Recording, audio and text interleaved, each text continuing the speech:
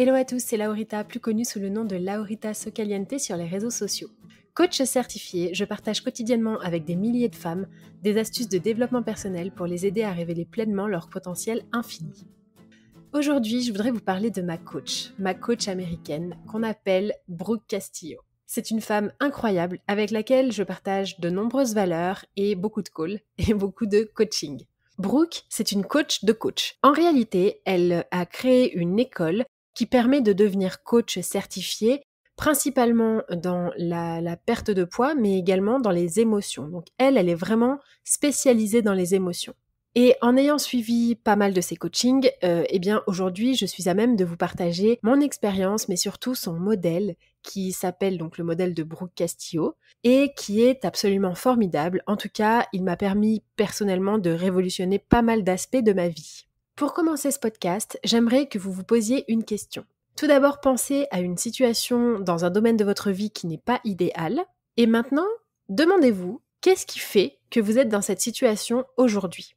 Qu'est-ce qui fait par exemple que vous n'aimez pas votre job ? Que vous êtes dans une relation qui ne vous épanouit pas ? Qu'est-ce qui fait que vous êtes dans cette situation aujourd'hui ? Ce modèle va vous aider à comprendre pourquoi aujourd'hui vous n'êtes pas là où vous aimeriez être. J'aimerais reprendre depuis le début. Pour que un objet ou quelque chose dans ce monde existe, eh bien, il y a quelqu'un qui y a pensé. Et ça, c'est vrai pour tout. Pour toutes les choses qui existent, en fait, elles sont sorties à la base des pensées de quelqu'un.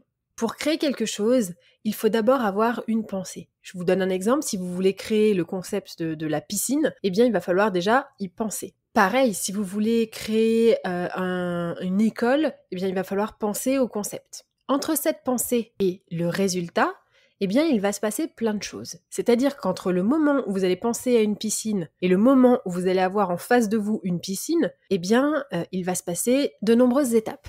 Avant le résultat, il y a la fabrication. Et la fabrication, c'est ce qu'on appelle une action. Si tu veux, par exemple, perdre du poids, eh bien, il va falloir soit manger un petit peu moins, soit faire plus de sport. Dans tous les cas, les actions que tu devras mettre en place, c'est de réduire ton apport calorique par rapport à ce que tu brûles dans la journée. Chaque résultat dans la vie est généré par une action. Et donc, entre la pensée et l'action, il y a encore quelque chose qui est une émotion. L'émotion, si vous voulez, c'est quelque chose qui va déterminer l'action que vous allez prendre. En fait, c'est comme l'impulsion qui va générer l'action. C'est pas parce qu'on a pensé à une piscine, par exemple, que vous avez la piscine devant vous, sinon ce serait trop facile. En fait, vous avez pensé à une piscine, donc ça vous a procuré de l'excitation, de la motivation, et vous allez ainsi agir pour créer une piscine, pour essayer de comprendre comment vous pourriez creuser, puis assembler les matériaux qui sont étanches, etc., jusqu'à avoir le résultat final devant vous. Donc ce modèle, le modèle de Brooke, elle l'appelle le modèle, mais ça peut aussi s'appeler la loi de l'attraction, s'appeler la prophétie autoréalisatrice, bref. Là, je suis pas en train de vous vendre un produit miracle. En fait, c'est simplement une façon d'exprimer l'enchaînement, qui est que vos pensées génèrent des émotions, qui enclenchent des actions, qui génèrent des résultats. À la base, ça vient même pas d'elle, ça vient de James Brown, mais bon, du coup, elle l'a repris et elle l'a simplifié, et moi, c'est ce qui m'a séduit dans cette approche. En fait, le but de Brooke, c'est d'expliquer des aspects de la réalité qu'on aimerait comprendre. C'est d'expliquer comment vous vous êtes retrouvé dans la situation dans laquelle vous êtes aujourd'hui, et surtout comment vous allez devoir faire pour vous en sortir. Vous vous en doutez, ce modèle n'a pas du tout pour but d'expliquer la totalité de la psyché humaine parce que c'est beaucoup trop complexe, mais ça permet de mieux se comprendre soi-même, de mieux comprendre les autres, et c'est surtout très facile à appliquer dans sa vie. D'ailleurs, dans mon coaching personnalisé Flourish, il y a tout un module sur le modèle de Brooke. On le travaille beaucoup parce que vous allez comprendre qu'il s'applique à n'importe quelle situation. Donc, très bien, vous allez me dire « Ok, j'ai compris, mais comment est-ce que je l'applique ?» Eh bien, c'est plutôt simple à appliquer, mais pas forcément facile à mettre en place.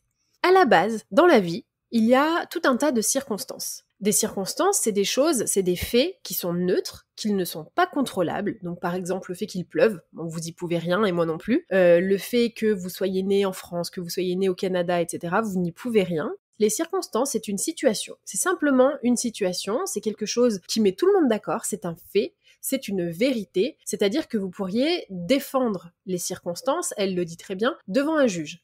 Une circonstance, si vous allez devant un juge, vous dites bah là il pleut parce que l'eau coule et l'eau tombe du ciel et tout le monde autour de vous va dire bah oui c'est clair totalement. Et donc de ces circonstances, génère des pensées. Si je reprends mon exemple de la piscine, peut-être que la personne qui a inventé la piscine, j'ai aucune idée de qui c'est, mais peut-être qu'il s'est dit « il fait hyper chaud, qu'est-ce que je pourrais faire pour me rafraîchir ?» Le fait, c'est qu'il fait chaud, il a cherché une solution pour justement se rafraîchir. Donc, les circonstances, elles sont neutres. Ensuite, nous avons les pensées. Donc, la pensée, c'est une interprétation des circonstances. Par exemple, il pleut, eh ben vous êtes de mauvaise humeur, vous êtes contrarié. En plus, c'est votre jour de mariage, donc vous êtes déçu.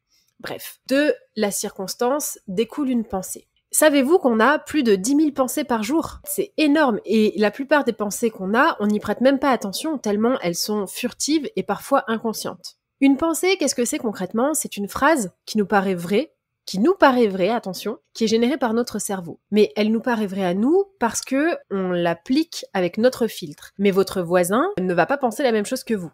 Je vous donne un exemple qui avait été pris dans un livre que j'ai lu. Il y a 2 jumeaux qui sont allés faire une session de surf, tous les deux, et en fait ils sont partis ensemble, chacun sur sa planche, et là, il s'est passé une énorme vague qui les a fait valdinguer à droite à gauche, et ils ont mis énormément de temps pour revenir sur la rive. Avec tous leurs efforts, ils ont réussi, mais quand ils ont raconté leurs expériences, ils ont vécu tous les deux la même chose, c'est-à-dire qu'ils sont partis faire du surf, ils se sont fait violenter par une énorme vague, et quand ils sont arrivés à revenir sur la plage, le premier a dit que c'était horrible, qu'il avait failli mourir, qu'il avait trouvé ça atroce et qu'il était traumatisé, et le deuxième a dit qu'il était hyper content, que lui c'était vraiment incroyable, qu'il se sentait surhumain, que c'était une expérience de folie, c'était la première fois qu'il arrivait à s'en sortir comme ça, il était trop fier de lui. Donc une même circonstance peut être interprétée de différentes façons en fonction de l'expérience, du tempérament, de l'éducation, etc. Ensuite, après les pensées, comme je vous le disais, nous avons les émotions. Une émotion, c'est un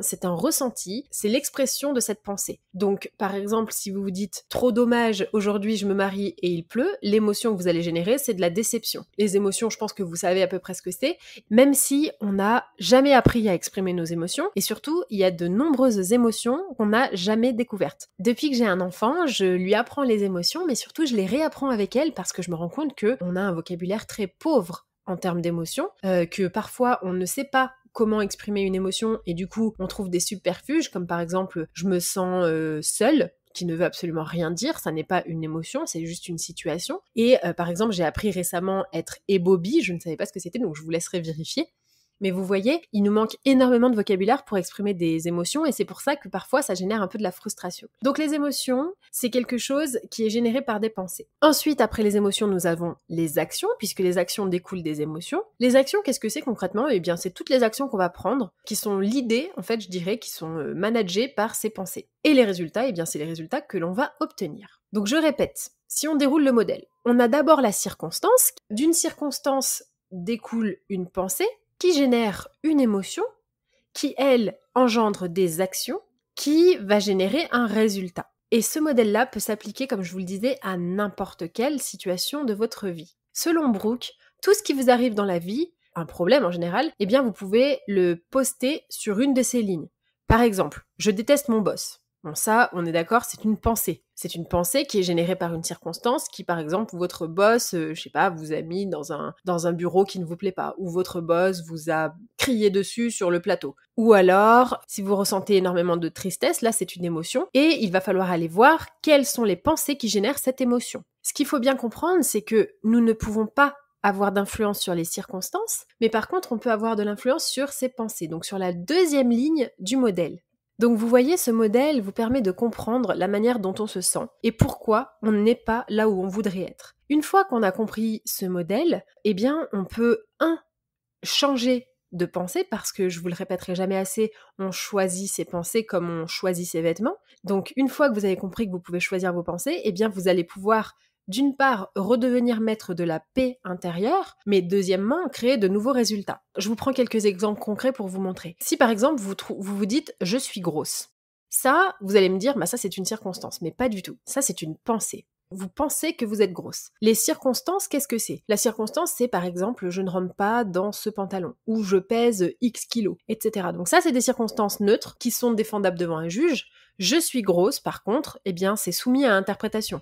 c'est votre vision des choses, mais peut-être que votre voisin ne vous trouve pas grosse. Donc la pensée « je suis grosse » va générer probablement chez vous une émotion négative, comme par exemple la déception, la frustration, la tristesse, le dégoût, etc., etc., qui va générer chez vous une action qui est de ne pas sourire, de peut-être vous plonger dans l'alimentation émotionnelle pour justement aller mieux, et le résultat, ça va confirmer la pensée initiale. Et le problème, c'est que les résultats qu'on génère dans notre vie, ils confirment les pensées. Donc voilà, pour « je suis grosse », ce qu'il va vous falloir faire, c'est penser autre chose, c'est-à-dire choisir une pensée alternative tout aussi vraie mais beaucoup plus positive, comme par exemple « j'ai des formes, ça me rend féminine ». Les émotions que vous allez ressentir, c'est de vous sentir bien, sensuelle, etc. Les actions que vous allez mettre en place, c'est du coup peut-être que vous allez plus vous mettre en valeur, peut-être que vous allez oser porter des décolletés, peut-être que vous allez souligner votre taille, etc. Et le résultat, c'est que du coup, vous allez vous sentir davantage sensuel, davantage bien dans votre corps. Ça va être un cercle vertueux. Au lieu de vous dénigrer et au lieu de penser des choses négatives de la situation, vous avez la possibilité de choisir d'autres pensées qui vont générer d'autres résultats. Si vous voulez en savoir plus et le mettre en application, je vous invite à rejoindre mon coaching Flourish, qui est un coaching sur 6 semaines, qui vous permet de casser tous vos anciens schémas de pensée, toutes vos croyances limitantes, pour révéler pleinement votre potentiel infini. Je vous mets le lien dans les notes du podcast. C'est un coaching personnalisé haut de gamme qui vous permettra de révéler votre potentiel infini. J'espère vous rencontrer très bientôt et je vous dis à très vite.